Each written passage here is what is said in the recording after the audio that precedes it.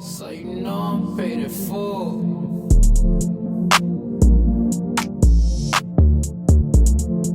Hey, what's going on? You're tapped in. It's another episode of the 180 Creator Interviews. I'm your host, Joe Teel, and I got another great guest, Colton Foltz. What's up, man? What's up, man? Thanks for having me. Oh, yeah, man. I've been wanting to get you on here. You've been referenced several times, so I had to get you in here, man. Yeah, I'm honored to be here, man. You've had some great guests. I appreciate it. Yeah. Man, the guests are coming, and I'm enjoying myself. Good conversation. That's all I can ask for, man. Yeah, man. So the Universal Vibe, let's jump into it. I want to know where did you come up with Universal Vibe? So, man, there's a lot of factors that came into it, but it all came to light in 2020.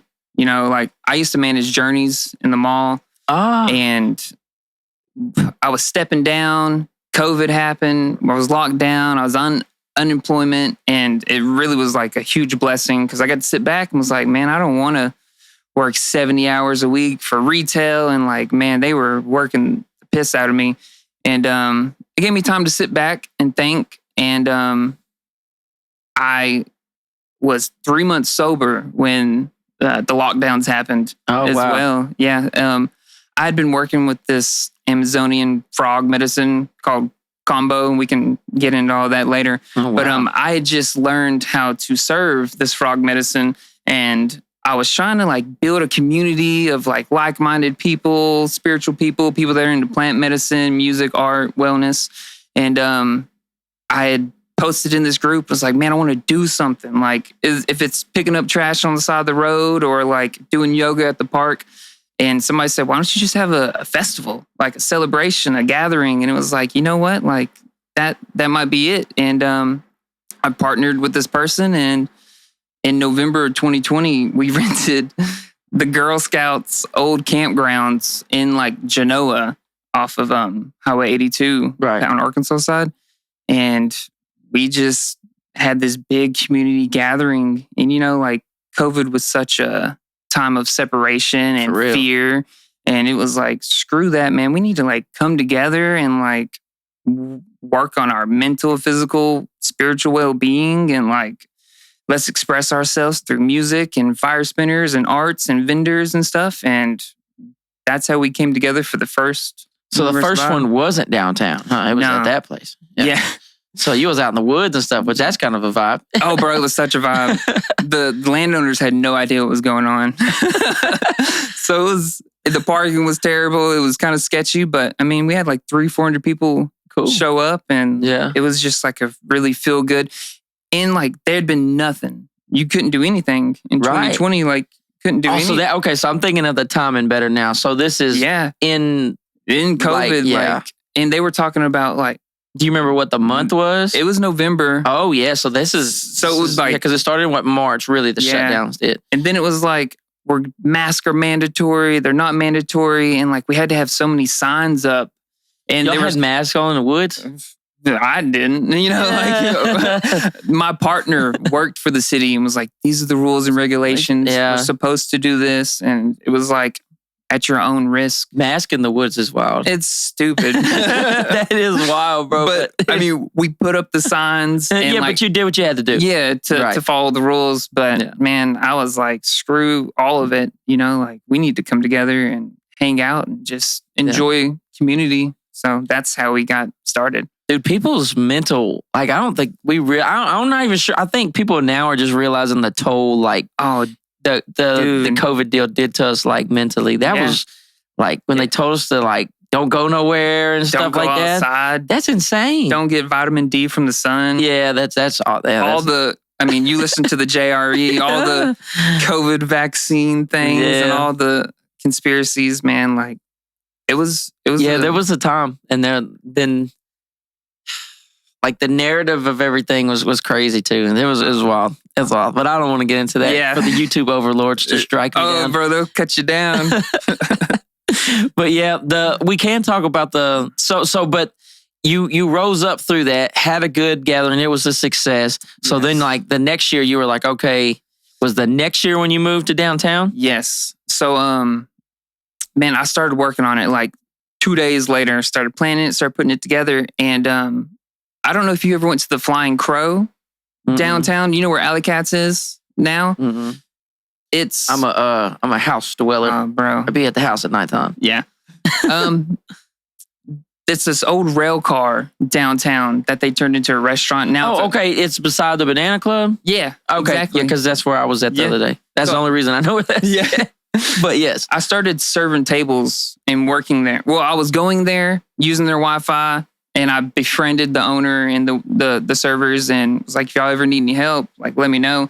And so I started working there, and then people were putting on events at the Front Street Plaza. So I got to see like firsthand. I'm like looking out the door. I'm like, oh, there's vendors. That can be a stage. And what if I move Universal Vibe down here? So I go to work and start planning. And on my off time, I'm like looking out there in the parking lot. And I'm like, I could do this and that and this. And bro, it's like a $25 permit to rent the street out.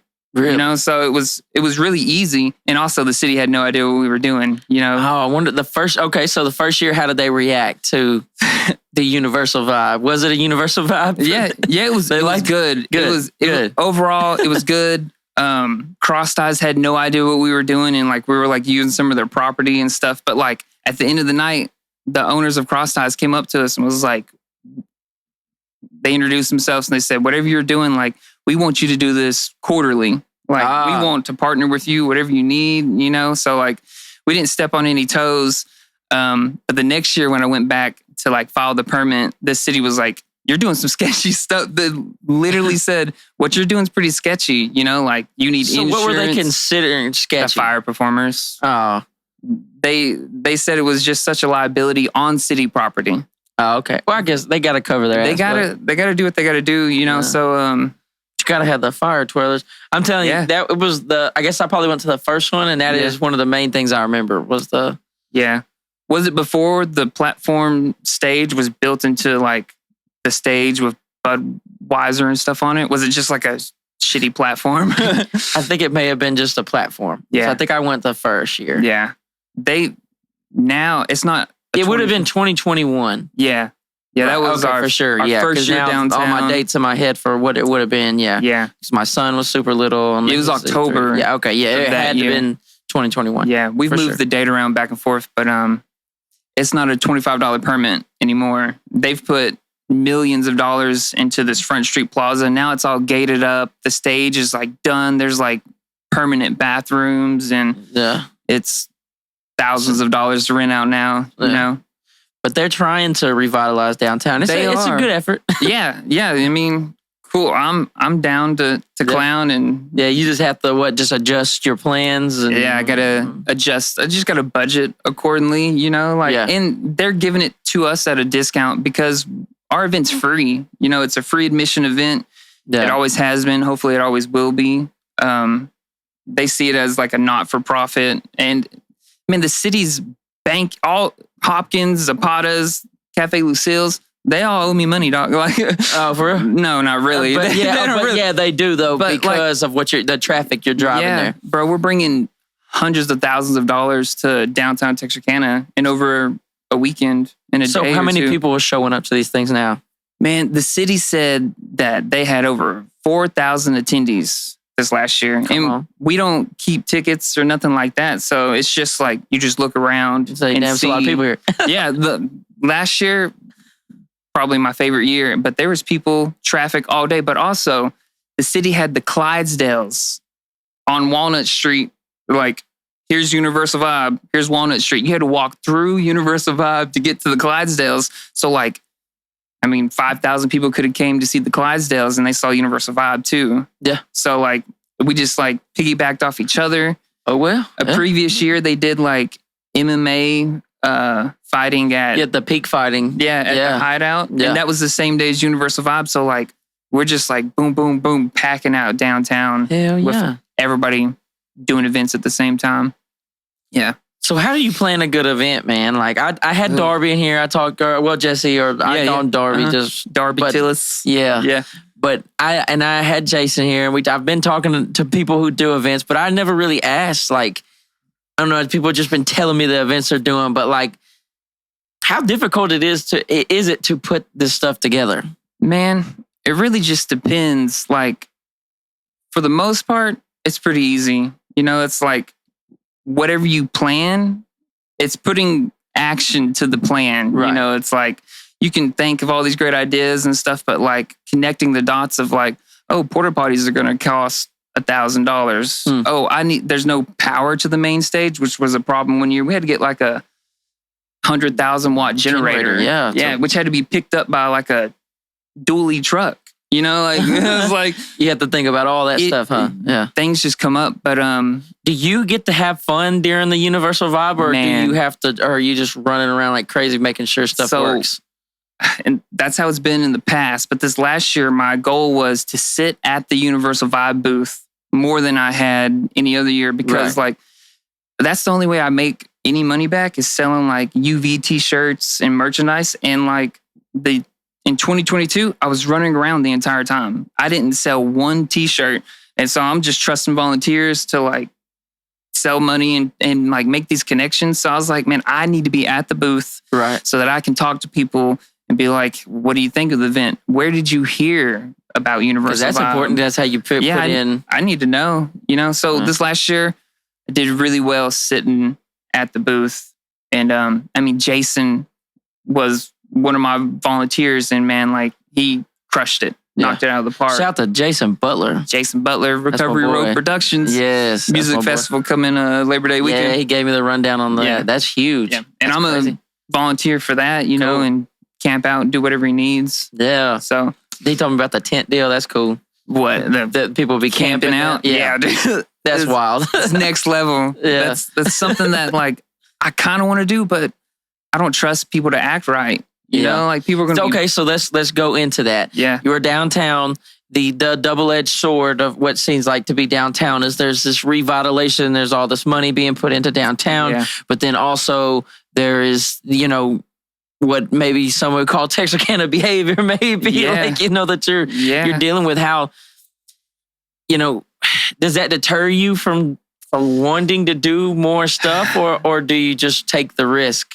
So it kind of does deter me, because like Jason's got a event at Hopkins Ice House tomorrow. Yeah, he was telling me about that. That's a restaurant bar type of deal. And like I used to do a lot of events there, but I don't want to be so close to like where the alcohol is being served, and like people just get trashy, and like, and I'm not there in my recovery to like So what are you recovering from, if you don't mind? So I quit drinking alcohol January 19th of 2020.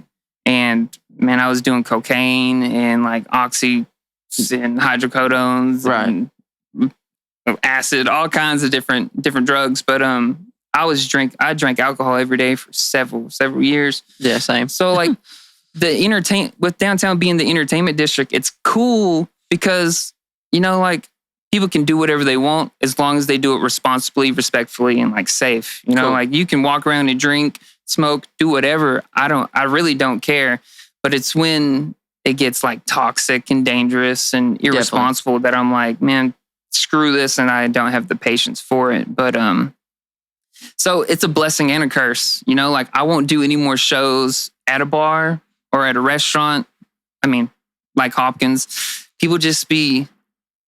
Yeah. Do you ever? Is the alcohol ever the temptation, or is it just the being around the people? Well, I'm not tempted to drink. You know, it's just like I feel like I've evolved past it. How long did that take? Man, it took me like 2 years to get sober. Yeah, because I haven't drank a drop since January 1st, 2023. Yeah. Okay. I still want to drink beer every damn day. Oh, bro. I'm just hoping I grow out of it, dude. Like it gets less, but like, man, you'll go sit down at a family birthday thing and everybody's drinking besides me. Yeah, that's how I am. Even my girl might have like a couple of drinks a year, and I'm just like, what kind of example is this showing to my kids? Everybody's got a drink and we all driving home. But what's I hate the alcohol culture. You know, it's just they do treat alcohol like it's not what it is. Bro, it's just as bad as a lot of other shit. Yeah. Alcohol kills more people than all the other drugs combined, like each year, but yet it's praised and because it's legalized. Yeah. You know? For sure. I've had this love-hate relationship with it, and like Me too, fam. I told you I did ayahuasca the second time I went down to do it, man, the shaman, we drank, and about an hour into it, the shaman will start playing music. And he played his first song. I was like, all right, cool. We're like getting into it. The ayahuasca's kind of coming on. And then he stops playing. And in the background, off in the distance, you hear, oonts, oonts, oonts, oonts. And I'm like, what is that? What is that? You know? And then you start hearing people like hooting and hollering. Turns out like there's a venue, a wedding venue somewhere off in the middle of nowhere. And like how far away though? Are you saying you could hear it and feel it, but only like no, like you can hear it. Everybody could hear it. Oh, okay, I wasn't hallucinating. I thought you like toned into like some kind of super hearing. At first, I thought I was. You know, it's like, what is that? And you think you're out in the middle of nowhere, and it's like turns out they were having a wedding on the other side of the field. On the other side of the field, and like we're all tripping on ayahuasca, trying to have this ceremony. So like, is this is a field? This is a forest? What it's is a this? ranch. A ranch. Okay. It's a ranch. Yeah. It's is ayahuasca legal? Yes. It is not legal. Okay. No, I didn't know that. Yeah. It's just a root and a leaf, and when you brew it down together, it makes DMT to where you can and so that's what ayahuasca is. DMT, right? Yes. Yeah. So is it different from smoking DMT? Yes. So this is longer, right? Because when you smoke DMT, I don't want no part of this, but I am very curious about it. Yeah. But like when you smoke DMT, isn't it just like fast? Yes. Like 15 minutes of like another universe or something? Yeah, like you'll hit the DMT 2 or 3 times off the pipe or whatever. And I've only smoked DMT a couple times. I've done Bufo once, which is the DMT from the frog.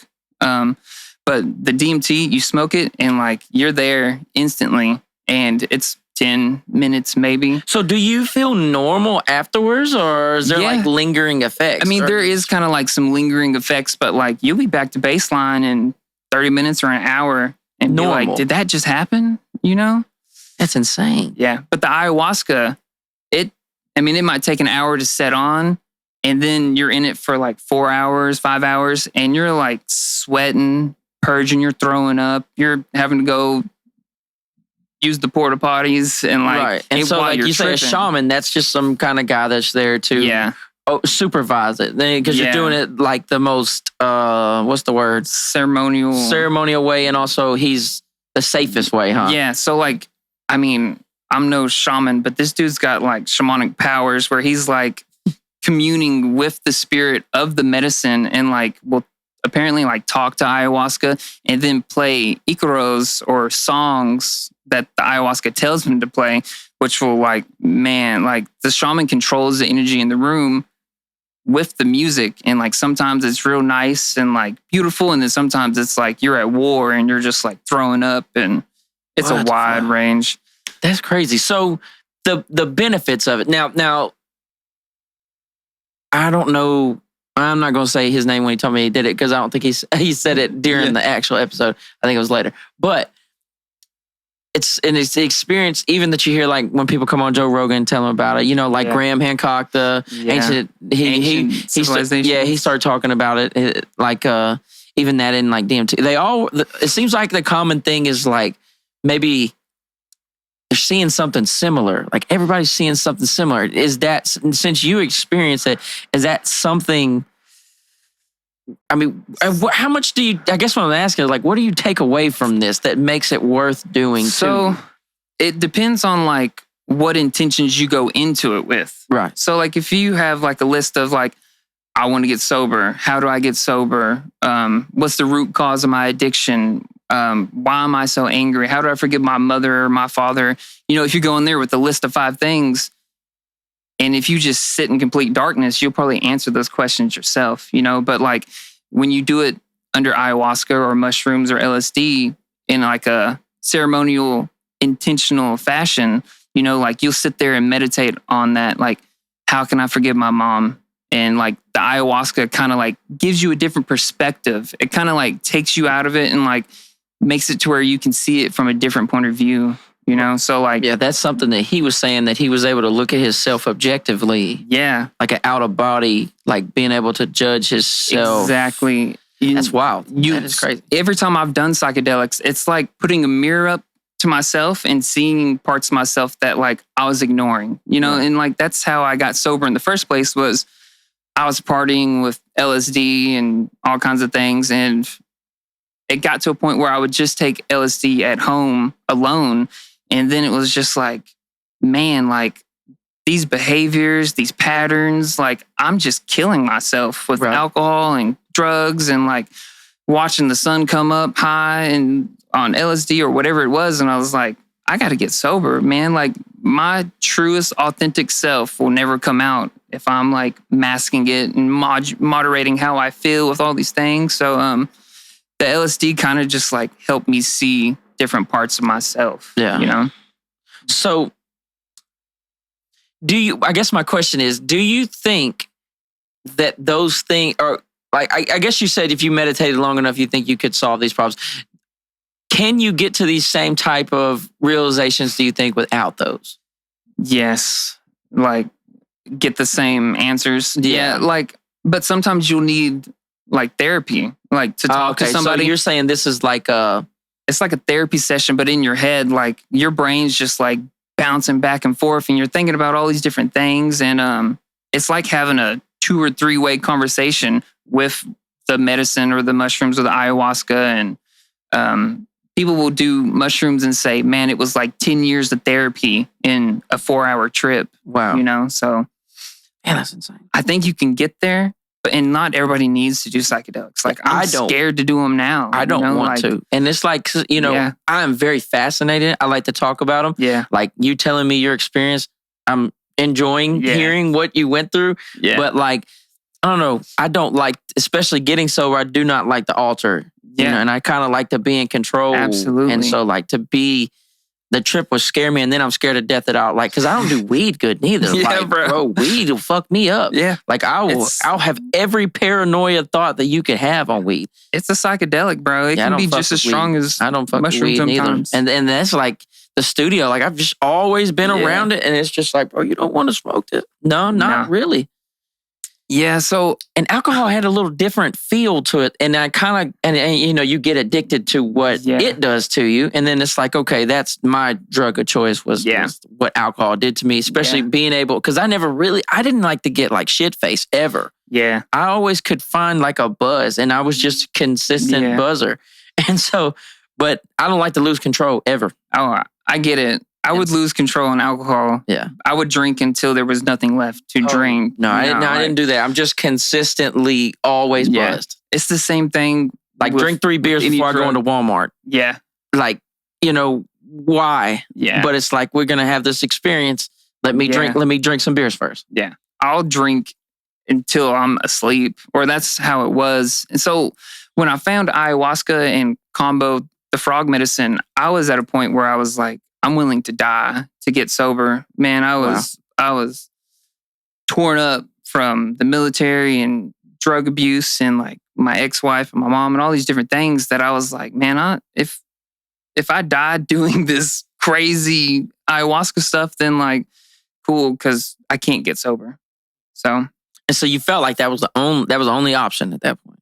Yeah, that's pretty much. Yeah, I mean, we get to places like, and that's the thing, like a lot of people, you can't judge people because we just don't understand why people get to where they're at. And you just can't really get inside someone's journey. They like, you can, like today, let's say we have an hour and a half conversation. You tell me your story. Yeah. You just told me an hour and a half of your story. Yeah. How old are you? 31. 31. Okay. We're missing some pieces here. So it's like, and then even how quick we judge people off of like, interactions and stuff. It's dude, I can't judging people on what they eat or drink or what they do or don't do. Yeah. You know, it's crazy. Like we don't have enough information. Most of the time we make judgments. Yeah, I feel you. But where were we at? We were talking about the ayahuasca. Yeah, and the frog medicine. So they're getting DMT out of a frog. So there's a couple different amphibian medicines. One is called bufo. That's 5-MeO DMT. That's a toad. They like wipe the secretion off the back, dry it out, whatever the process is, and then it's like natural DMT that you get from a frog. And I went and did that on my 30th birthday last year in Colorado. it was just a microdose, so I didn't like completely blast off, and it definitely wasn't what I was looking for and what I needed. And the whole experience, it was mild, and all I got was like radical forgiveness and acceptance. But like, you're not gonna, like, it's the same answer. I've done medicines a bunch of different times. Like, how do I heal and forgive? It's like, you have to like radically accept these things that have happened and radically forgive yourself and God and life in general. Yeah. And so like when I did the Bufo and it said that, I was like, cool, I already know this, you know. And it's taking like that message and putting it into your daily life. That's where like, because even if you could go do DMT tomorrow and learn some, you know, revelation, but then if you don't do anything with it, then you might as well just not have done it, huh? Yeah, how's it change your life, you know? And I had like a layover, and like getting to Colorado was really rough, and I got like an hour or two of sleep and woke up and wasn't supposed to smoke Bufo until the afternoon, and then had to do it at 8 a.m. And so like I was just like, oh, and the elevation is like 10,000 feet, and it messed me up. Like, yeah, because then your breathing's different. Yeah, and it's like March, so it's like 0 degrees. Oh in man, Colorado. So it was a lot of factors, but yeah, this is fascinating stuff though. Yeah. What do you think is happening? Bro, so DMT goes off in our brain when we die and when we sleep. Right. And it's like in grass and plants and like animals. It's like, it's in everything. So there's a documentary called The Spirit Molecule on like Netflix. And I don't know if we're accessing different dimensions and realms that we can access as humans, probably naturally. Or if it's just a hallucination. It can't be just a hallucination. Why do you think that? So, have you ever heard of a darkness retreat?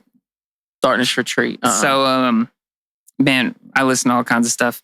So people will go to like Oregon. They have these little hobbit houses in the ground, and they'll sit in complete darkness for like 7 days. Oh, wow. 5 days. And are they eating and stuff? Yeah, they have like a 2-way door that they like pass the food through. So there's no light that comes in there. And after like 3 or 4 days, your brain starts to produce DMT. So like it just naturally does it. So like you sit in the dark for several days, and then you just start having hallucinations and like seeing colors and fractals and like connecting with God knows what. Yeah. So the other side of the coin is, and what it possibly may be, what some people probably think is that it's just the effects of whatever that medicine is, or whatever DMT, or how it's affecting your brain, huh? Yeah. And that they could just be hallucinations, like you're just tricking your brain possibly. Yeah. And on the other side of the coin, you would say maybe that there's something spiritual going on, something, a different type of connection, some type of. If you do the medicine, you're definitely going to have the perspective of like, is something spiritual? Because I've done different medicines and been like, the spiritual plane is like right here. Yeah. It's all. So you here. think that there is like there's another realm basically that, or how would you describe? I would say there probably is like a spiritual. Like you ever watch Avatar? Like Avatar Last Airbender? Yeah. Like a separate spirit world, or is that too far out? I mean, who knows? I wouldn't say it's too far out. Yeah. But we're all like energetically, magnetically like connected, you know, like when I lost my grandmother a year or two after that, I was in Colorado training to become a Kambo practitioner, and I had taken a microdose of mushrooms. We were going on this long hike out in the woods, and I was kicking up the dust, and like I heard the wind whip through the trees, and I was just like, oh wow, like my grandmother's here with me. And I had been upset because I had lost my grandmother in the physical plane. But in that moment, I was like, oh, now I've gained her in the spiritual plane. She's always with me. And then I realized that we're all always with each other. Like, even if she was physically here, I could still like tap in and connect with her, you know? Yeah. So like the universe is one type deal. Yeah. Like we're one. There's some strings where we're all tangled up and we don't even know it, you know? You know, on Avatar, I'm sorry, I love Avatar. Yeah. Like the tree where the roots were growing so deep that like it was like feeling different places all over the world. That's interesting. Like something like that. Like maybe not just roots, but like I don't know, man. The earth is crazy. Like, do you ever do like grounding and stuff? Yeah. Can you? What do you do? So, I mean, there's a few different things I do, but the easiest thing you can do is just take your shoes off and go outside. Walk barefoot all the time. Yeah, dude, if I'm like super stressed out or just feeling crazy, I'll go. We have chickens and ducks, and there's something about just being out in nature and just like watching nature that's just like really calming. I'm a country boy. I love it out there. I see you got some antlers. I go hunting and fishing, and like that's my time to. I don't even have to catch anything. It's just being out there and like being in the sun. And the sun is a big one, dude. Oh. And I realized like during COVID and when the studio was about to shut down, I started having like anxiety so bad, bro. And like I would be in the studio for hours and it's like, there's so many different factors here working against me. And like I started working back outside, stopped drinking and like immediately started feeling better. So I'm like, okay, like we need vitamin D for one thing, for damn sure. And that's proven. That's scientifically proven. Absolutely. You need vitamin D. We need the sun. We need the connection to the earth. I heard that like, we build up all this static electricity and stuff, and like walking barefoot is how you like get out. Yeah. And that could be stress or anxiety or whatever it is, you know? So I like to, have you ever listened to the Huberman Lab podcast? I know of him. Yeah. Did he come on Rogan once? Yeah, he's been on Rogan a couple times. Yeah. But he talks about like getting low level angle sunlight. So like when the sun's coming up in the morning, it's like the best time to like get the photons into your eyes, and it helps like regulate your cortisol levels, stress levels and stuff. So I usually try to go outside in the morning with my coffee and like ground in the morning or in the evening or whenever I can. Yeah, the sun is, man, I'll tell you what's cool. Going on cruises and waking up early. I like to go run. And like I'll get up at like 6:30, dude. Yeah. And another thing about that, if I go exercise and watch the sun come up and do all that cool stuff, I beat the line for breakfast in the morning. Yeah. If you get on that cruise ship, you can get caught in lines. Yeah. So like I'm all about skipping the lines. So like we gotta wake up early. Yeah, bro. Might as well run 2 miles and watch the sun come up. I was in the Navy, so we took plenty of cruises. I was on an aircraft carrier with 4,000 or 5,000 people, and man, waiting in lines just like it gives me so much anxiety now. You would wait in line for like an hour to eat chow, and it's 100 degrees. There's no ice in the ice machine, and you're just like in the Middle East. Hot. Yeah. So y'all would be just like off the coast? Yeah, so we were off the coast we were in the Arabian Sea. So like, man, like Yemen's down here, Saudi Arabia, Iran. We were dropping bombs in Syria and Iraq when I was over there. But man, we were just doing circles in the ocean and launching jets like the whole time. That's so cool. Jets landing on it and stuff. Yeah, that's insane to watch, I'm sure. Yeah. I worked on the flight deck, aviation ordnance. So anything from like bringing up bombs, missiles, and then we would have a bomb farm. So we'd have like hundreds of thousands of weapons and bombs up there. And we would just have to stay out there like 24/7. Somebody's on the watch, watching it and like loading it up to the jets. Jets are going, coming and going. Man, it was exciting. Crazy. Yeah. Yeah. Yeah, I was a foot soldier. I was a frontline 11 Bravo infantry. Well, thank you for your service. I guess. I was so glad I didn't have to infantry nothing. Yeah, bro. I'm so glad. I'm so glad I got out before COVID. Yeah, and that was when I got out. Yeah, that was also a part of it too, because I didn't take the shot neither. Oh, so I was already on the that on top of some other things, and there I went. Dang. See, I don't know how I would have handled that decision. Yeah, bro, I'll break this down and YouTube. Fuck you. Yeah. Anyways, but this is a real story, so fuck YouTube. Anyways, this is what they said. No, that's not a good idea. But anyways, fuck Zuckerberg. All of them. What was this? Okay, yeah. So it comes down the morning that they're bringing the deal to our unit. Yeah, the shot. The option was, and there was like 200 of us. The option was, you could refuse. Obviously, you could refuse. Yeah. So then they said, all right, we're in first formation. They say who doesn't want to take the deal. All the hands go up. 200 people. There's about 10 hands that said, fuck it, I'll get it. Yeah. And then he said, okay, well, then first sergeant get in there and start reading off what's about to happen to you if you do not take this. Yeah. Flagging you, no promotions, all this stuff that was coming down the pipe. And then for a while, it was really confusing about what was going to happen. But anyways, he said, all right, all this is going to happen to you.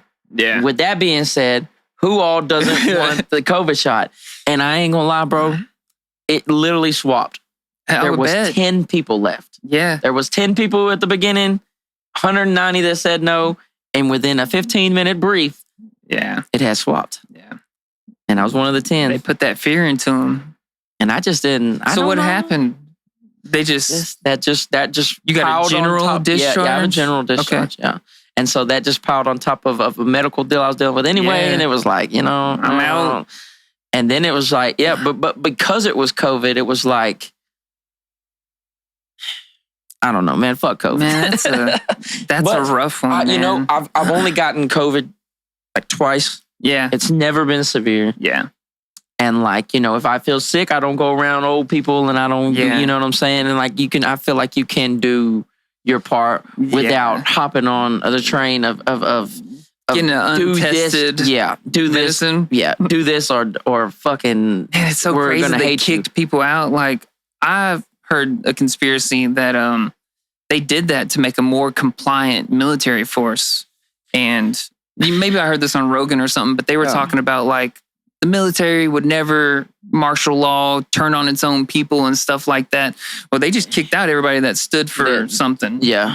Everybody that stayed in is like, I'll do whatever it takes to stay in, not get flagged. Yeah. But getting flagged in the military, I mean, it's like, that is a wrap. You know what I'm saying? Like whether it's for drugs, whether it's for not being able to pass PT or whatever, you know what I'm saying? Once you get flagged and if you get into a state of I'm flagged. Yeah.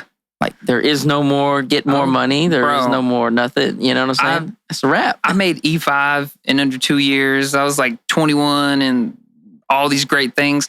And then after deployment, my life just like crashed and I started smoking weed in the Navy and I was in San Diego and all kinds of things. And then eventually led to me failing a urinalysis. And, but they did like a department wide. One of the people in my department was on leave at home smoking weed on like a Facebook Live. And then the next day they drug tested 300 of us. And it was just what a dumbass. And like, man, I'll tell you this. I was prepared and I drank like a detox drink. And then I got stuck in traffic and pissed 3 times in traffic before I made it to the boat. Out. Pissed it out. I knew my career was over, dude. Yeah. And that was like on a Monday or Tuesday. And by Friday, my career I was on restriction. I got reduction in rank. And like, I went from being like this praised, recognized second-class petty officer to wearing a red badge and people treated me like shit. Like I had never done anything else. Like I had never sacrificed my life and my marriage and everything for the military and for our country. It was like, oh, you're a piece of shit now. And you're a bitch and you're going to take this. Weed failure of a urinalysis. But these motherfuckers can drive onto base drunk, crash into the ECP, the controlled entry points, and like get a slap on the wrist or like get in a little bit of trouble, but like zero tolerance on. And that's another reason I'm like, hate alcohol culture because man, I was going through some stuff and I would tell my leading petty officers and like my officers what I was going through and they're like, oh, just drink a beer and shut up. Yeah, don't go see. Bro, NCOs will tell you like drink a beer and shut the fuck up, dude. And like I started to talk to a therapist once when I was in the military and they were like, if you're doing anything illegal, I have to tell the command. And I was like, well, then I can't tell you I'm smoking weed. I need help. You need help. Like, yeah, bro. But I could drink myself and come in with the shakes every morning when I'm trying to like salute and do the morning routines and stuff, which was okay. Yeah, alcohol's wild, bro. Like that one is the accepted one, which it is changing. I think a lot of shit's changing. But like even in the military right now, you can still fail a urinalysis test for like CBD. Yeah. Like you cannot fuck with nothing. Yeah. Or they were breathalyzing us like as we came into work in the morning and stuff too to see if we were still drunk from the night before. And I never got breathalyzed, but I definitely would. Yeah, it's interesting. It's an interesting thought because, like, okay, they want you. Do you want like the person beside you, you want them to be in their right mind? Yeah. I do get that. Yeah. Because like, okay, like in my case, I got this machine gun. Okay. Yeah. If my buddy that helps me tote my shit around, like my A-gunner, is beside me and he has some type of problem. Yeah. And it isn't alcohol. You know what I'm saying? Like then people's lives are at risk. But even if it, but alcohol's just a slap on the wrist. Or if he's beside me drunk, that's very bad too. Yeah. But it's like different still. Yeah. Yeah. But I don't like weed. You know what I'm saying? So I don't care if they legalize the shit or not. But it's other people that really do care about it. Yeah. Yeah. I get it. And man, I would never smoke weed and put on that uniform and go to the boat and do any of that stuff. I was just like off time. I was in charge of people and I was just trying to cope with a lot. Right. And like, I would smoke a little bit and then I'd quit smoking and then I'd smoke to try again. to pass and like, the test. Yeah, I've been down that road. Man, I passed one that I didn't think I was going to pass one time. Yeah. And I was like, "Whoo." Yeah. Well, and I heard, because I was military police for like a year billet when I was in there too. And they only test a random selection of the urinalysis anyway. So like, man, I know people that turned in hot piss. And got away with it. Yeah. And I got kicked out. Man. And so like, I wonder if somebody was snitching or like what was going on. But maybe it's fate. Maybe it was part of the universe plan to work out exactly to where you're at right now. Because if it hadn't, I'd still be drinking. I was gonna do 23 and die. Like you'd be in the military. You think you'd have stayed in the military forever? Yeah, yeah. Until I got out medically, yeah, or retired. I had nothing. So like when they stripped away my uniform and like kicked me out and sent me to live with my dopehead mom, man, bro, I was at rock bottom and was just like, where do I go from here? And like, why did this happen to me? And then I started to experiment with LSD and like kind of like understood that like all these things had to happen for me to be home and to be with my daughter and like create universal vibe and to get sober. And like, if I'd stayed with that uniform, then I never would be who I am now, which is who I'm destined to be. So, like what seemed like my greatest mistake and failure turns out to be like my biggest blessing, because now I'm getting compensated for my disabilities and like I have medical insurance, I have benefits for life. Yeah. So like I'm very grateful for my time, but it was painful. It was hard I did not adjust well. Yeah. Yeah. A lot of times that happens. It's like, and then if you're not going to get a job like working on airplanes, then it's like, dude, it doesn't matter what you did. Like me, like, what am I going to do with this expert machine gun skills? Exactly. Like, not a fucking thing. I was a weapon tech too. So it was like, I'm going to work out at the depot and like build bombs. And I was so jaded by the military and the government at that point. I was like, nah, dude, I'm not doing any government jobs. You're not, no regulations. And I started working at Journeys part-time, making $7.25. And I went in with a tuxedo for a part-time job and was like, you hire me, I'll be the manager. And within 6 months, I was the manager and then fucking crushed it. And I loved Journeys. Journeys really gave me an opportunity to like experiment and see like who I was post-military. Yeah. And I sold shoes at Finish Line before the Navy. And so like I've been slanging shoes for years and years, and Journeys was like the cool place to be with the tattoos and whatever. And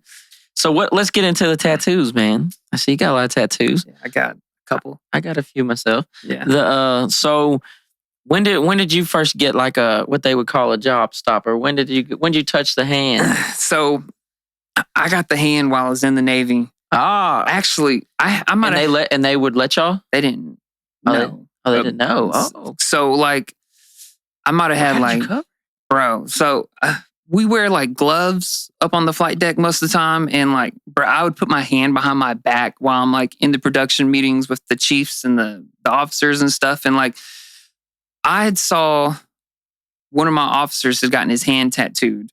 And I was like, man, if he's going to do it, I'm going to do it. And like, I got all of these tattoos while I was in. You're not supposed to be able to get something bigger than your hand. Yeah, you're supposed to be able to cover it up. My original ones while I was in stop, and you can almost kind of see the lines they stopped at. Yeah, but I realized that if you just got it and covered it up, like during the winter, and then summer comes around, it's like, man, I've always had this tattoo. Were you gonna go check? I had a what do they call that? I had a waiver. A waiver. Yeah, I had a waiver for this. That's all you need is some fictional waiver, yeah, bro.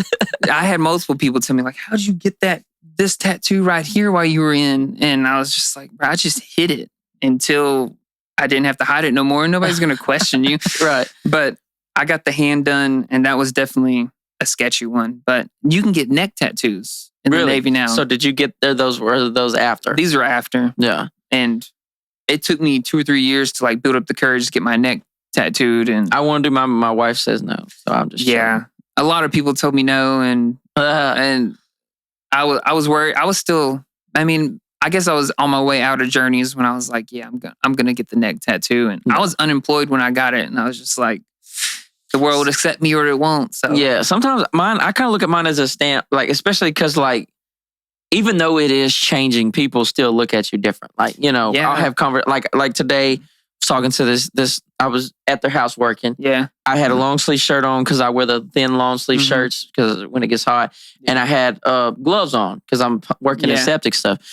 And it was time to get paid and not pull my gloves off. And then it's just immediately like a shift in like a 70-year-old woman's mind. She's like, this is a delinquent we're dealing with here. He's a criminal. Yeah.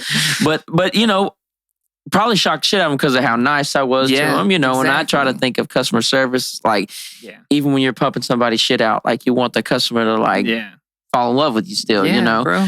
And so, no, but I still see these, It is changing. Like you said, I mean, man, people are tatted up everywhere. Mm-hmm. And like, we did business with this one company. They made us a bunch of shirts and beanies and stuff. And these nice Christian woman is just like, these tattoos, you look so scary, but you're so sweet. I've heard it's not as bad as, maybe it's not as bad as it used to be, and it's fun. It is fun to shatter like those. Yeah. Like sometimes you'll have an encounter with somebody and like you'll completely shatter like their belief system, I think sometimes. Yeah. Well, I better not say that on here. But anyways, another route. Yeah, because that's too sketchy. But another route, because it's about my buddy and my dad. But anyways, I'll tell you later. Yeah, you'll laugh. Sure. But shatter their thoughts about shit. Like because like that later today, I was super nice. So I went the extra mile. I didn't charge him for a whole bunch of stuff that I did extra too. Yeah. And then it's like you pull it off. She looks like, oh, that's interesting. I was hot, so I pulled my sleeves up. So it's like, and then she's just like processing like, oh, this is a nice guy. Like, but that's good though. It's good for her to judge you and be like, oh, he's nice, and then see it and be like, okay, maybe people with tattoos are, decent humans. Do you ever see somebody with tattoos sometimes and still judge them a little bit? Yeah, I do too. Because sometimes sketchy is sketchy, people bro. Look scary with tattoos. So, and I even think that about myself sometimes when I'm talking to other people. I'm like, I'm very conscious of it. Am I like? And sometimes I forget. Like, do you ever forget they're there? Oh, the one on my face and neck. Are they even there? Yeah. I don't even know until somebody's like, oh, nice neck tattoo. You're like, oh shit. Yeah, I got one on my leg. That's just like horrific, man. It looks really good, but I got it for free at this tattoo convention, and it said whoever's got the guts to get this will get it for free. And was it just gnarly, or is it just it's dark? It's the devil. Oh no. Coming in his own mouth. Oh no! I don't know if I can say that on here, but no, you can. That's wild, bro. It's so fucked up. It's so bad, and I got it for free. If it's free, it's me. And I was drinking, and I didn't have to spend any money on it, and I got this terrible tattoo on my leg, but so self-conscious about it. Like when I worked at Journeys, I'd put a Band-Aid over it. I got it while I was in the military, dog. I knew I was like, if I get caught for this, then I'm going to get in some trouble. Yeah, because that's like offensive. Yeah, it's offensive. But I had it down here to where I could pull my sock up over it. And I wasn't in much longer after that anyway. Like a 1970s basketball player. Bro, yeah. Why Foltz always got long white socks on? I was covering something up, man. Golly, the devil. Yeah, that's there. Oh, bro. And you ever think about covering it, or you like embrace it? So I try to embrace it. But like my kids, that's an interesting deal with your daughter. I'm at like basketball and volleyball and like soccer, and I'm like I still put a Band-Aid on it. Yeah, like. Is it big? It's big though. I'll show it to you just like right here. Yeah, it's I mean, it's cool. It looks great. It's cool, but the concept is wild. Yeah. So, I like the shark. That's cool. Hey, a shout out to Robert Haynes for the shark. So I kind of regret the devil tattoo, but like, it's also a reminder of like, man, that's who I was during that time. Yeah. I was like this demonic, egotistical, just like wrecking ball. So did you ever get into any type of devilish stuff? Oh no, I ain't ever done no devilish activities, playing around in the dark. No, like nothing dark arts type stuff, you know? Yeah. But I mean, you say that, but like I was out drinking. Yeah, like, sometimes when you're just doing bad, you're doing plenty. Bro, I caused enough trauma on other people just because I was hurt and going through stuff, bro. I was a wrecking ball and I was just hurting other people. So like I've done a lot of damage, and the LSD and the psychedelics have helped me even be aware of that. Because before that, I was just like, whatever, it's nothing. Yeah. So did you have to go on like some type of journey to go like try to fix your wrongs? Because like when I try to get my shit together, there was a lot of stuff that I had to like. But the drinking stuff, this is recent, and when like a lot of my bad stuff is like really far back. Yeah, I was like a upstanding guy that just needed to stop drinking, like because I kind of got on the entrepreneurial shit early. Yeah, I ran, the studio blew up, and I'm still really, this was like 2018 when the studio blew up, and like. So I'd already got on track, but I was just drinking, Yeah. But when I did get on track, I just like had this quest I started, and I was just like, I was horrible to this person, I was horrible to this person. Did you have to go down that? Yes. So whenever I would do these medicines, like the same thing would come up. Like I started doing mushrooms in like 2018, 2019. And like, I would take them and I'd be like, damn, I need to have this conversation with my dad about like how I felt as a child and like him abandoning me and my own story of my drug addiction and like my mom being a meth addict and like all these different things. And then I wouldn't talk to him. And it would just nag and nag and nag. Back. And then do the mushrooms again. And it's like, you need to talk to your dad. And it just built up to a point where I was like, okay, knocking on my dad's office to walk in and talk to him, And it's like, do you ever feel like you were like stuck at a level, like in a game? Like, I can't get to the next level until you have to like accomplish these things. And then, so like healing is like peeling back an onion, man. There's just like layers and layers. And like ogres. Like, I think I've accomplished this. And it's like, well, look again, So the people that I hurt or the wrongs that I did would come up over and over and over, and like I've reached out to them and I've gotten their forgiveness, and then they come up again. It's like, what the fuck? And then I realize I have to forgive myself in the situation. Yeah. And then it comes up again, and it's like, okay, what is there to learn in this? And I'm still there. Yeah. So I just thought of a question. Man, this is, what if? Now it's crazy when somebody starts something like that. What if those type of medicines or psychedelics or however you want to label them, what if those are some type of, maybe break down some type of barrier between our conscious? Yes. So I know with the mushrooms, it does like slow down certain parts of your brain, and it like reconnects parts that you normally don't use at the same time. So I don't know. I don't know what's happening, or if it's just giving us different perspectives and different patterns and like what different ways of thinking, So, I mean, it's just like you could smoke weed and then sit back and be like, man, what if I did this? Or what if it's like the same thing with psychedelics, but it's just more like intentional and not recreational, Yeah. I mean, to each their own for whatever they do, but. Yeah. That's an interesting thought.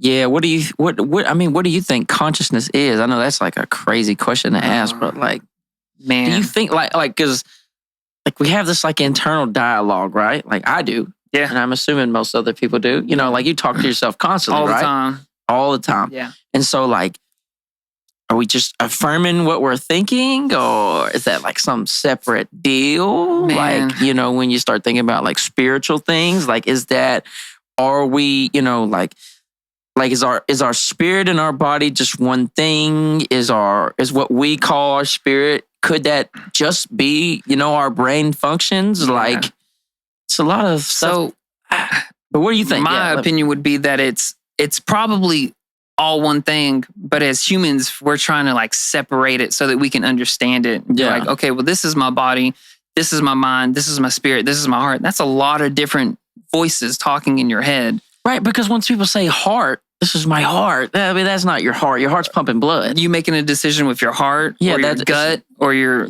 mind, or was God telling you to do this? Like, I had those conversations before I went and did ayahuasca, because like, man, it felt like it felt like the devil and God were like going to war inside my head. It was like one on the angel and the devil. Yeah. It's like, you need to do this and you'll find relief. And then the devil or my ego is like, no, don't change. We don't want to change. We're comfortable. We're safe here. So like, why is there multiple opinions even going off in my brain at all? Like, where are these things coming from? Like what's influencing it?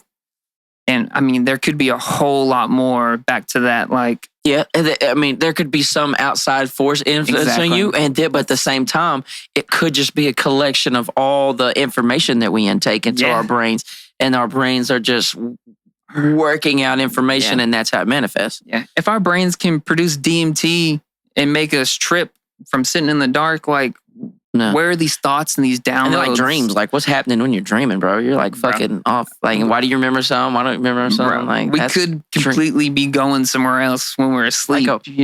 Like someone. I don't know if this is on Rogan or not. Somebody said some wild shit to me. They were like, "What if when you're dreaming, you're actually awake, and when you wake up, it's like you're dreaming?" I'm like, what the fuck? Don't say shit. Like, don't tell me shit like that, Phil.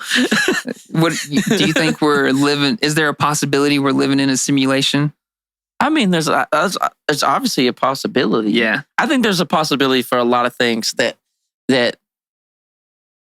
do sound outlandish. Like, because I can't confirm that this is like God's video game or something. Yeah. You know what I'm saying? Like, absolutely. I cannot confirm it or not. All you can do is like everybody's just gathering information and like trying to make a decision that feels right with them, and then but even the world has all these influences on you, and then you have like where you're born. So like if you're born here, like it's like you have people, and it's nothing against the Bible or nothing like that, but you have people that say like, because you're born in Texarkana, Texas, we're in a Bible Belt, there's going to be influences say, oh, you don't, if you don't believe this, and I'm not saying that I don't, I'm just saying like, if you don't believe this, like you're this, and they're like, but like if you're born in the Middle East, like in like an Islam area, they're like, well, if you don't believe this, then you're this. And it's just like, and I wonder what that is. I wonder why there's so many different beliefs in so many different parts of the world. And if it's just like these cultures are coming up with these beliefs, like where are they getting these beliefs, and why are they all different in different parts of the world?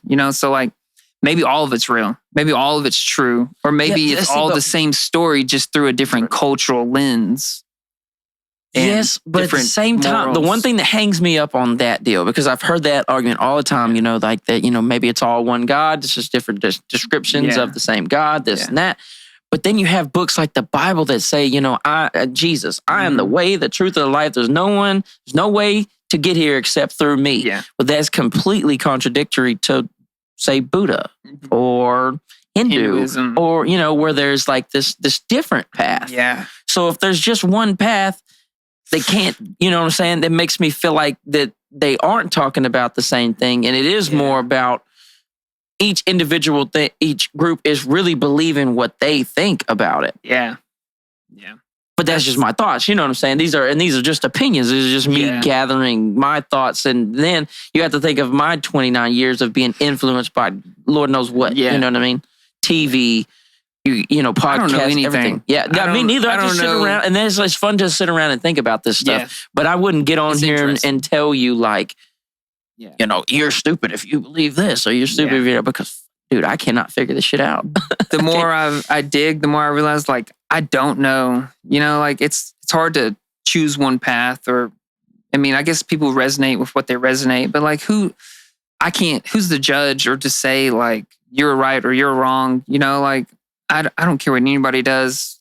I just want some peace. Yeah, you know, like, and when you start to get older, and then like I feel like when you do start focusing on the right things, peace is like, bro, like just y'all chill out. Yeah, like chill out. Bro, I just want to work on my house and my homestead and like go fishing and like I'm like a low key like doomsday prepper, so like I'm yeah, but hey, we're learning to can food and like man, we've been slaughtering chickens and just learning how to do all these skills and things that may be necessary one day. So yeah. But there's bro, who was I talking to? I was talking to Nick Reed. Yeah. Nick Reed is from, he did Game Day, like Texarkana Game Day, and he did a lot of the media for that. Yeah. Then he started his own photography company, and then he's had a podcast going for like 3 years, him and his brother, and it's like a remote podcast, so his brother's in South Dakota, and like they're into hunting and all this stuff, and it's cool because they're like black dudes, so like they have like this like, you know what I'm saying? Yeah. They got that little, the twang to it that like, you know, any white dude could put a camo shirt on and get in front of a microphone and say, I've been hunting my whole life, but like, you know, it really is different. It gives them their own type of lane. But we were talking about like, shout out to Nick Reed. But we were talking about like, you know, what was the word that got used there? Like overconfident, but it's a different word for overconfident. Anyways, how crazy and overconfident we are, because I can't think of the word. That complacent? Complacent, that too, but like, not just naive. It's another word, bro. But anyways, that we have abandoned like survival skills, like that we think this shit is so under fucking control that things cannot get restarted in the blink of an eye. Like when you say, "Oh, well, I'm kind of like a low key dooms prepper," I'm like in my head, I'm like, "This is a smart man," because like this shit could go down tomorrow, and that's me. Here we're talking about that people are fucked, bro. At like a people ain't gonna make it 2 weeks scale. Think of New York where people live on top of each other. Fam, if you live in a 15-story apartment building, what the fuck do you do? They ain't making it out the city. No. Imagine the war. Like if New York lost power for 2 weeks, fam. Just power.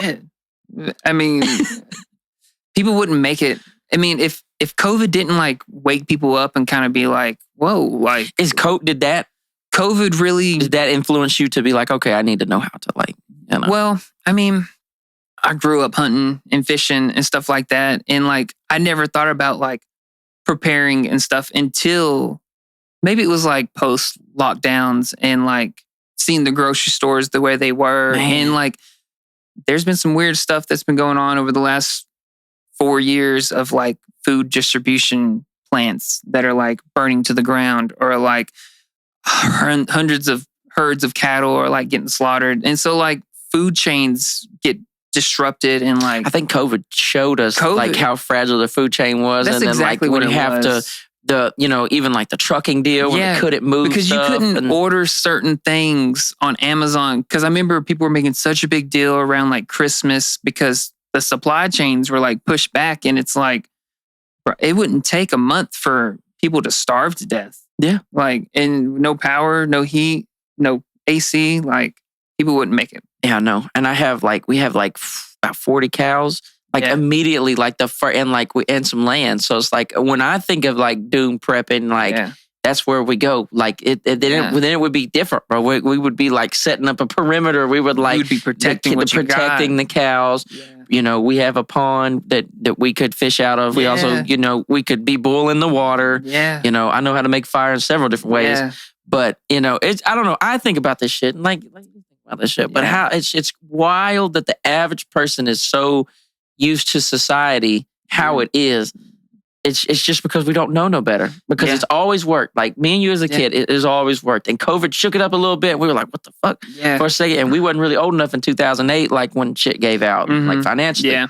But this shit'll end, bro. Like it will give out. My daughter said, oh, I thought this is just how things always were. I thought like the internet and TV and fucking I can play any song I want on Spotify at any time. She's like, I thought this is how it always was. And I was like, you don't even know how blessed you are to be able to listen to whatever song you want to in the car, when we had to listen to Nelly and 50 Cent CDs while my mom was buying them at Walmart. You know, Bro, we used to kill computers with LimeWire and shit. Downloading all kinds of stuff, running an Ethernet cable through the attic, bro. I fell through the ceiling trying to like hook up the Xbox Live when that first came out. You know, like, but yeah, dude. So my girlfriend's really good about it too, and she's really good at gardening. So we got a garden that we've been working on for a few years. Big.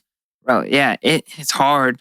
It's hard to keep stuff alive. A lot of money and a lot of time just for like, okay, well, we got 6 tomatoes. It's like, fuck. Yeah, and like she put a bunch of time and money into it, and then things die, or the chickens get into it, the dogs get into it, and you buy an electric fence, and everything's always evolving and changing. But man, I've been learning. Fence, no electricity though. Well, I have a solar powered. Oh, okay, there you go. Now you're cooking. Yeah, so that thing, cooking. We have a couple rain barrels. You're catching rain, which I've always been. We catch rain. Bunch of water purification tablets. Then I forget, and then I just like breed mosquitoes on accident. Oh, yeah, I get it. We only have one rain barrel set up, but we got a few of them. Yeah. We got a bunch of like emergency freeze dried food. I mean, we don't have enough. You know? That's the thing. Like people that are good at prepping can tell you, bro. Like. We're good at this shit and we're actually thinking about this shit and it would be bad. Yeah. So, I mean, the person that never, like, imagine being 27 years old and not thinking about, like, having to restart, like, ever. Yeah. Like, it's on the docket. Yeah. Like, bro, like, we never know when, like, a meteor hit us. You never know. You never know, like, when, and we don't get really attacked in America. So, like, we just don't understand. Man. Like, people in Gaza going through, like, whatever. And I'm not picking no sides, and I'm just saying, bro, just the fact of you wake up one day and just get waxed. It's like, okay, we don't understand that. Yeah. Bro, if our, like, power grid went out just for a month or two, you know, like, how are people going to cook their food? How are they going to keep their food cold and preserve it? Yeah, a lot of people people don't know how to preserve food. And it's like, would you have to like salt it and bury it and shit of that nature, get right? a root cellar and bro, we got all the books that you need on everything to survive. But I mean, what if my house burns down? You know? What if all I have is the go bag in my truck? You know? And I always think about that, man. You do all that prepping and then get caught on state line or some bullshit. Yeah, it's like, bro. oh, but like the world is and I'm on state line. Fuck. Yeah. I got so much stuff. Like I have some of it in the climate controlled storage unit, you know, like the goal is like, maybe I can make it 2 miles down the road and get the extra supplies just in case the house burns down. Or like, it'd be cool to have deposits like all over the place. But I mean, we really ain't got nowhere to go. We just have our 0.33 of an acre micro homestead that we have for now. But my grandpa bought some land in Arkansas, like in like the 60s. Yeah. For like $75 an acre. And so like our families just held on to it. Yeah, bro. And I think if the world ended, I would just like, we would just have to. That's it. It would just be like, yeah. Because, you know, like you really got you really start falling the rabbit hole. Like people that don't have any options, they are immediately going to start doing wild shit. Oh yeah, bro. Like the stores and shit will probably get hit first. Day one. The stores they would be gone. Once the stores get wiped out, then it's shit like cows. Oh, you got cows? Yeah. You need to share that. But it's like, well, we spent our whole life raising these cows. Yeah. And then that's where you get to the point. It's like, okay, like you hate to think about it. It was like if somebody was to try to take one of our cows, no, man, like fishing, you catch somebody fishing in your pond. Yeah. It's like the old days. Like, no, you can't fish in my pond. This is for my daughter and my son to eat fish out of. The best scenario would to be like to live on a dead end road and have a bunch of great neighbors that you could like work with and be like, yo, I got the cows and the fish. Like, who's going to make soap or who's going to take care of the kids all day and who's going to stand watch at the end of the road to make sure nobody comes gets the cow. Like in a neighborhood, that would be if you had a neighborhood, it would be ideal. But man, people start starving. They have kids. People are going to do whatever they're going to do. They're going to do anything possible for their kids. And like, I mean, are they wrong? No, I get it. They're just trying to survive, you know, and yeah, I think that's really is the question. Like, you try to bring some morality into like the end of the world situation. It's just like, then we start acting like animals again. Like, like you don't mess with straight up savages, bro. Just protecting yourself from other humans would be probably harder than like staying alive and getting the food and the water. The humans are definitely, that's the main obstacle. Yeah. That's why my goal would be like, okay, let's get away from the humans. Yeah. There's some property by my girlfriend, Cassie Crabb.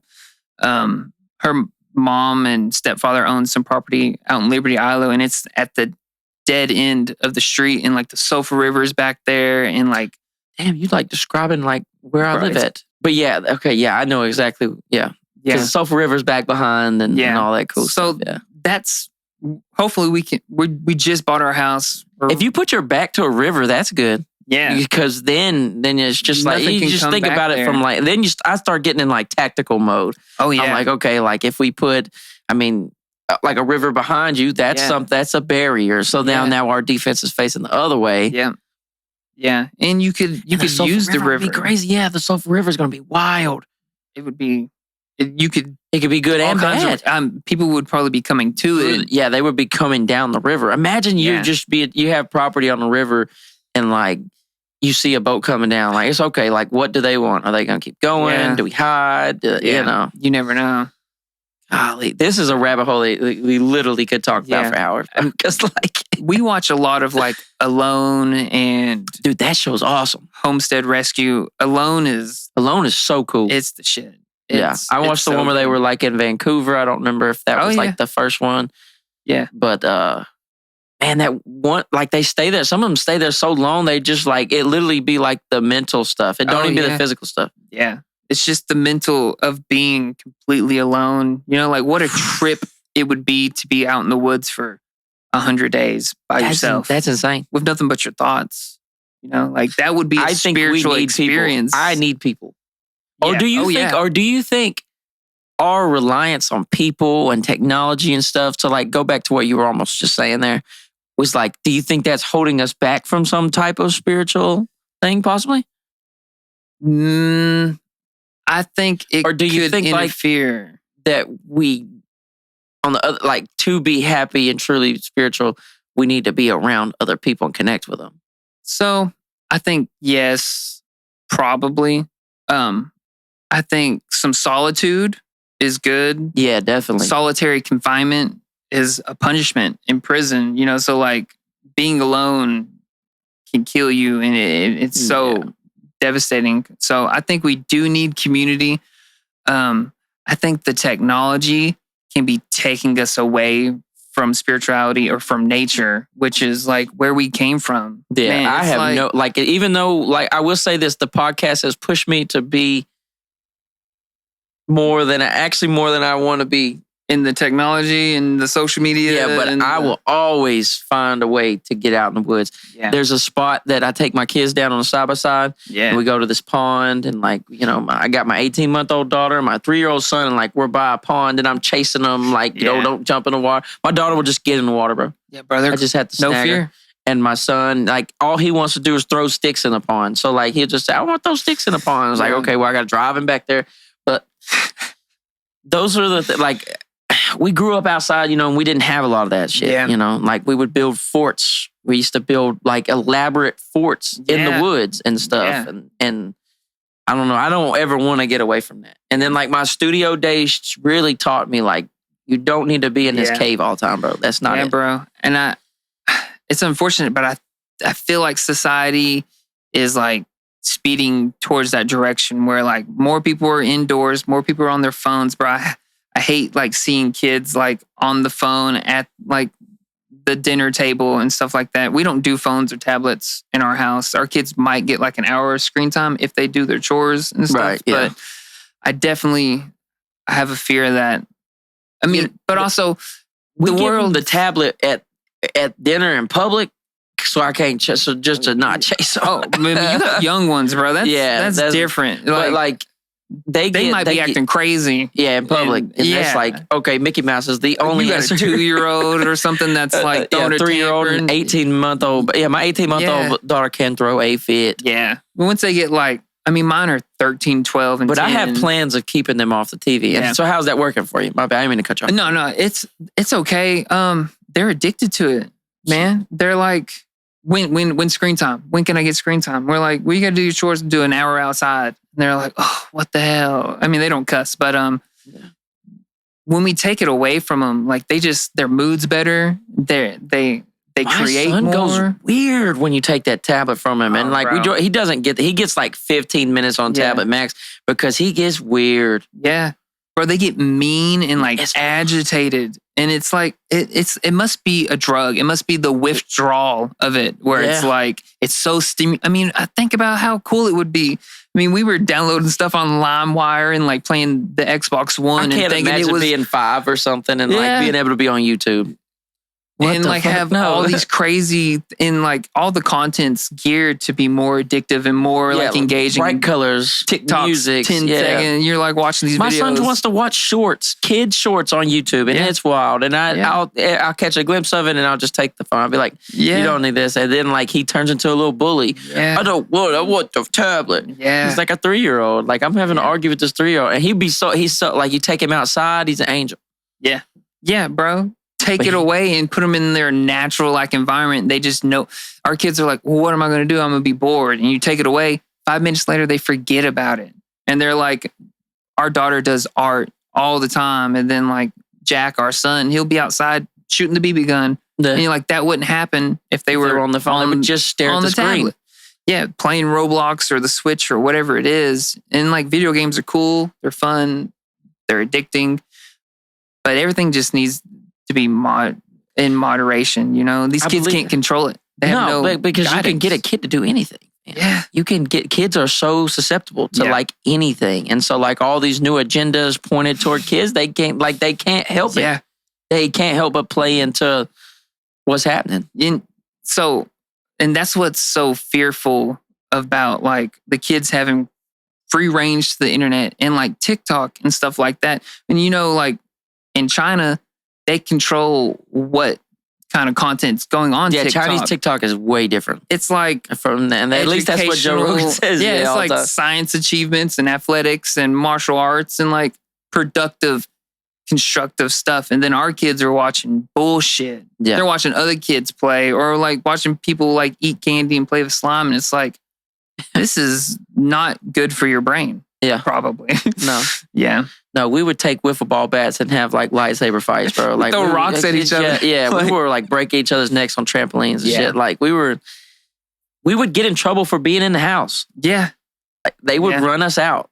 Like, and my kids look like, I think I'm starting them early, like, and they are outside. I built them a sandbox this week. So I took some 4x4s and made a deal. And I took my Traco and dug it out and then went and bought, I bought like $250 worth of play sand. Yeah. From Lowe's. Yeah. Just dumped like it in. 3-pound bags. Yeah. Put some like, that black stuff that you plant put with in the garden. Yeah.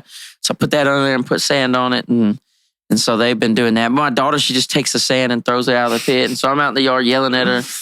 I'm like, I just paid for this sand. And like, she's 18 months. She don't give a shit. I wonder what it is why do kids just like destroy stuff? Oh, my daughter's destructive. Dude, I brought her here the other day and she never comes here because I already know she's going to have a field day. Yeah. She hit a lap. She knocked down every light. She pushed everything she could. She was poking the TV, yanked every cord she could find. And I'm just behind her, like just trying to clean up this little hurricane. Yeah.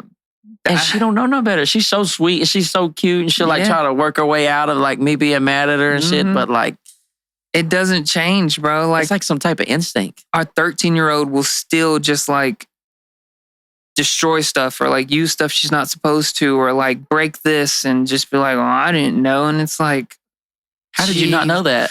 Why do y'all like take things apart and like, why do you just destroy stuff? Like, but I mean, I get it. I guess we did it as a kid too, but like, my first big time getting in trouble, I think, and this was like a core memory somehow, I'm remembering this. I was really young and it was around Christmas. I remember that because the Christmas tree was up and I stood on this chair. It was a dining room chair. It was a wooden chair. And I was messing with stuff on a Christmas tree. Then I remember finding some scissors and I took them and these were chairs. I still have one of these chairs, but it ain't this exact chair. I took it. And it had like green on the top, just one of the wooden chairs, like a regular dining room chair. And I just started slicing like divots in it, like, and it looked cool, And I remember I remember getting in trouble in my head. I was just like, why did I do this? Yeah, why? I got, beat and everything, and I just could not. I remember at the time, like, just not being able to explain. Like, Man. Like one time in 4th grade, I took this marker, like, and I don't know, I was just playing with this kid, and like he had a marker and I had a marker, and like he had on some khakis and I had this blue marker, and like before I could even stop myself, I just was like, just drew this big ass line down his cargo shorts. I bet his mama whooped his ass. Bro, he got in trouble. I got in trouble. Everybody got in trouble, and he was literally just standing there. Yeah. I had some crazy impulse I couldn't fight off. My brother and I, when we were like 6 and 8, we were taking envelopes, putting them in the fireplace, and throwing them onto the carpet. There's pictures of like envelopes burned into the carpet. It had to hold the whole living room replaced. Like, why would we do that? We almost burned the house down. Like, I almost knocked my brother's eye out. Dude, my brother's 4 years older than me, so I'm like this little fucking... He's a big guy. Yeah, bigger than he's you bigger. at the time. Yeah, he was 8. I was 4. Yeah. I'm 4 years old. I have a kid's garden hoe about this big. Oh, man. And metal on the end. And he pushed me or something. And I reared back and hit him in the face with a garden hoe. God. And like, gave him the damn Zuko treatment, fam. Just blasted one of his eyes. And my parents had a waterbed.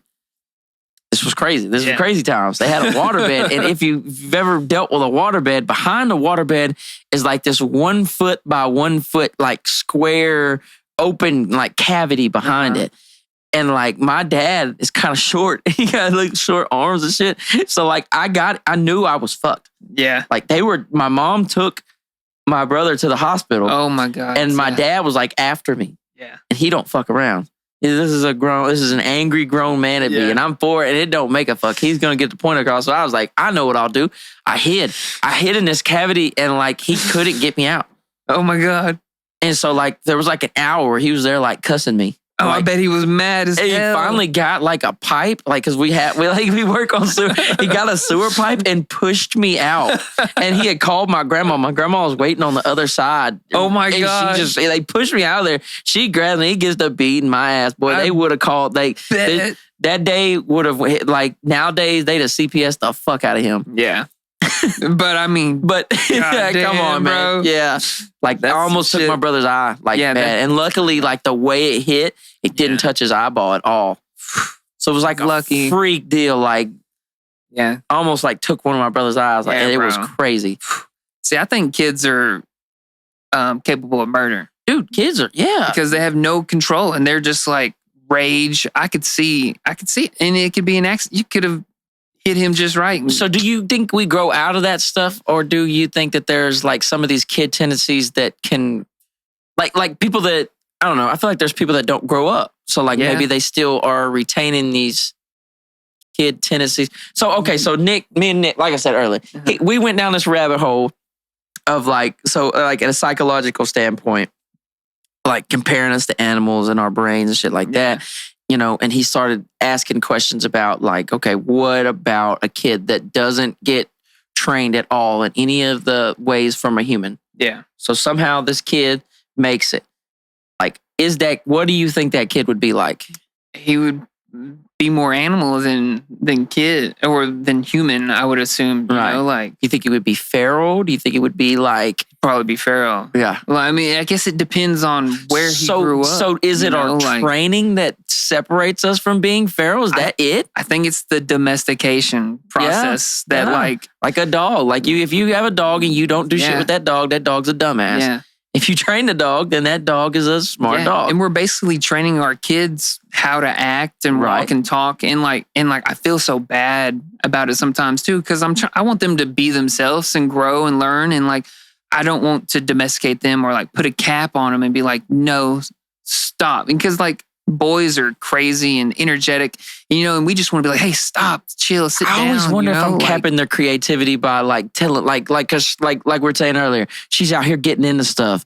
But like, is that really it's kind of a bad thing because she may get into something, you know? Yeah. But on the other hand, it's like, that's her exploring. Exactly. It's her exploring the universe and like learning for herself. And like, but also we want to protect them so that they don't injure or die, you know? So my girlfriend always says it's how kids regulate their nervous system, you know? And another part of it is their prefrontal cortex doesn't even start developing until they're like 13 or older, you know? Yeah, so and like, it doesn't finish developing until what, 25? Yeah. So they literally don't know how.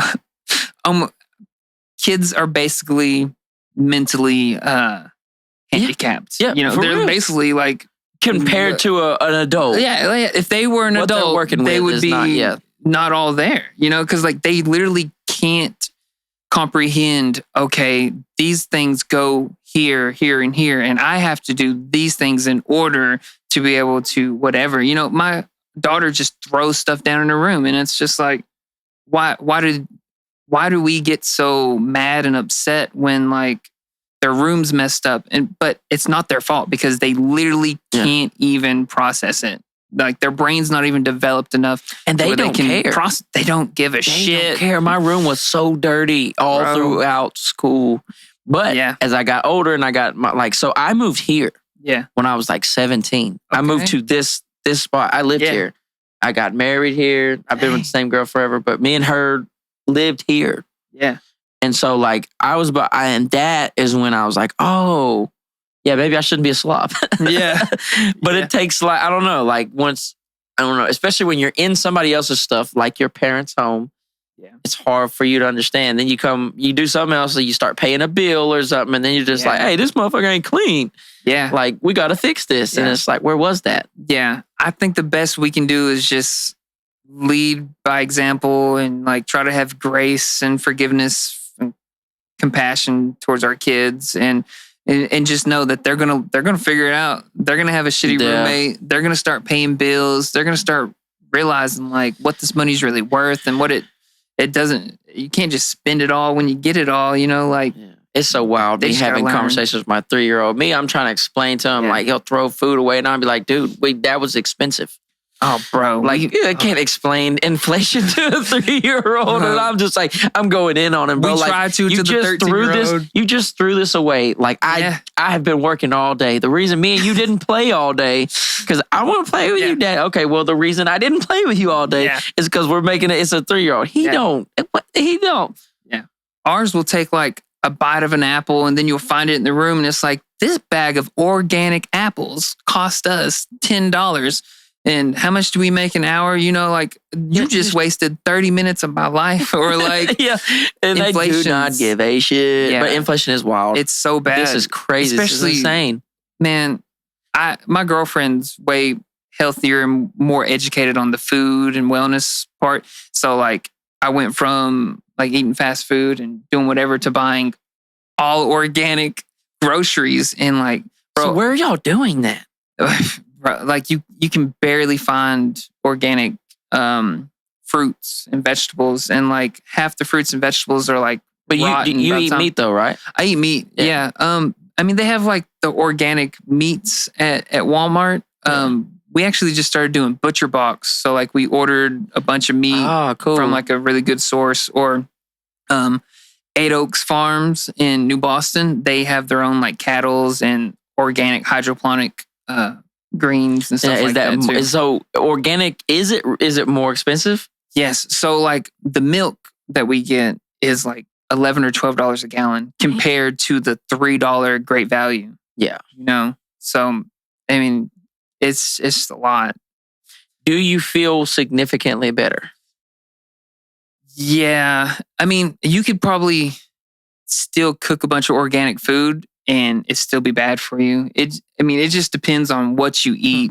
But like the actual diet still does matter. You can't get like organic like carbohydrates. It's still carbohydrates, right? Okay. Yeah. So like, I guess it depends on what all you eat together. Yeah. But I haven't eaten McDonald's in years. I haven't had a soda. McDonald's neither. I haven't had a Coke in like 2 or 3 years. Dude, I was doing so good, and then I started drinking. I just quit again. But like I'm talking about, like I didn't drink a soda for like 5 years, and then I started drinking Sprite like 3 months ago. Ooh, the gateway, the gateway drug. Sprite is so good, bro. Oh yeah, Sprite is so good. And then I quit. Yeah, because bro, once I started drinking Sprite, then I was like, damn, I want some Bluebell ice cream.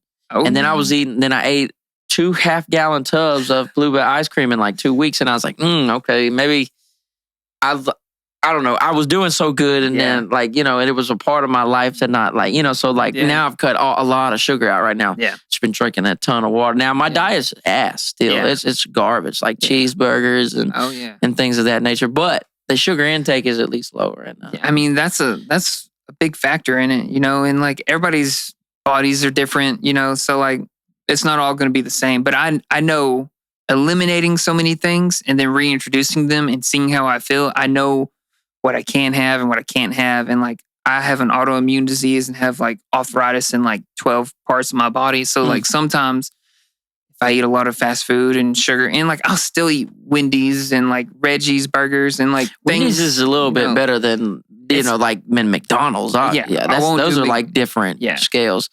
Wendy's and Chick-fil-A, probably like the only fast foods that we eat. Any Whataburger? Whataburger. Bro, I've ate it like once in the last year or two. I love Whataburger. But I love Reggie's. Reggie's is good. Yeah. Good burgers. All the small mom and pop Mexican restaurants like Kalima's, the yellow food truck on Texas Boulevard. You like Los Rubalcabas or whatever? I've only ate there a couple times. They got an El Jefe burger. It's this big, fat, greasy, nasty. Yeah. Ooh, but it's good. If I eat stuff like that, I'll get heartburn and then like wake up with like a flare up. Oh, and like, man. Bro, my hands get so swollen that like I can barely tie my shoes sometimes. Oh, wow. But it's probably more the sugar because, man, I was drinking multiple coffees a day and like energy drinks and just eating candy. Never got into coffee. I haven't. In fact, I think I've tried coffee like one time in my entire life. Yeah, like just tried it. I've never had like a cup of coffee. Yeah. Like never finished. Do you do caffeine at all? No, I ain't had no caffeine. Dude, I quit caffeine in high school, fam. Wow. So like when I get into sodas, when I say I get into sodas, it's Sprite. Yeah, which is still a bottle of sugar. Yeah. I mean, at least it's caffeine free. It's caffeine free. Like, I don't mess with caffeine. It's probably like no artificial. I would do. Now I'm lying. Now every once in a while I'd get like Jack and Coke back when I was really drinking. Yeah. And I think that was part of the experience because then I would just be like, whoa, because there's not just alcohol. This is some extra. There's something else. If I go somewhere like, and I really don't, I never drink Coke without liquor, neither back then.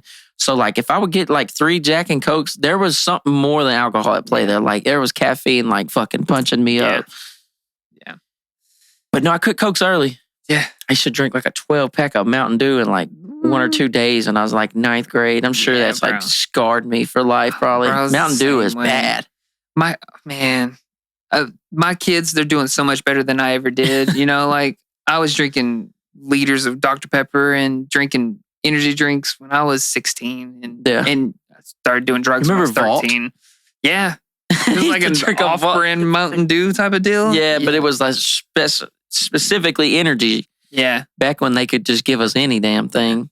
I'm a caffeine junkie. Yeah. Well, I've recognized the addict in me still in like I don't know if you can just drop an addiction or if you really like switch or like replace it. No doubt. Yeah. Like, so like I stopped drinking and my caffeine intake went up, but also I started creating Universal Vibe and became a yoga teacher and a Kambo practitioner and like started finding all these different revenues and like creating all kinds of different things. So, I know I've been seeing it, dude. I'm so like, Heck yeah, man. This has been cool, man. I'm glad I got y'all. You could come back through again, definitely. We could talk 4 hours. I can always tell, like, sometimes I can, sometimes it is like interviewing. And then sometimes there's like, I could sit here and talk forever. Yeah. But, let's go ahead and end her, man. Sure. I definitely appreciate you coming, man. Yeah, brother.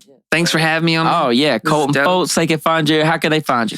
You can find me at Colton Foltz on Facebook or Foltz Malone on Instagram. You can find me at Universal Vibe TXK on both of those social medias or universalvibe.org. I need to follow you. The Universal Vibe. I ain't even tapped in like that. See, that's why I just needed to talk to you first. That's it. Everybody else take the time to follow us as well. Universal Vibe's a free music, art, and wellness festival that we put on each year. Last year we had over 85 vendors, and that's anywhere from the yoga studios to Crystal Moon to Modern Primitives to people that make their own t-shirts, jewelry, soaps. I mean, man, like the most unique and coolest people come out for vendors. We have music all day. There's food trucks.